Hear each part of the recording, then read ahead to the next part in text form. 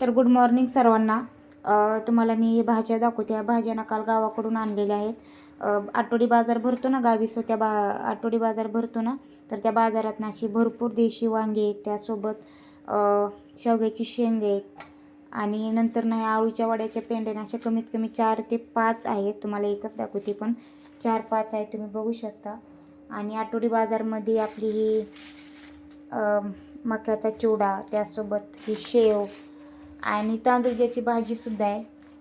आणि त्यासोबत हे कणीस, हा भोपळा आणि इकडे बोरं. तर असा प्रश्न पडला आता की या सगळ्यांमध्ये ना नेमकं करायचं काय, म्हणजे नेमकी कोणची भाजी करायची असा प्रश्न पडला आहे.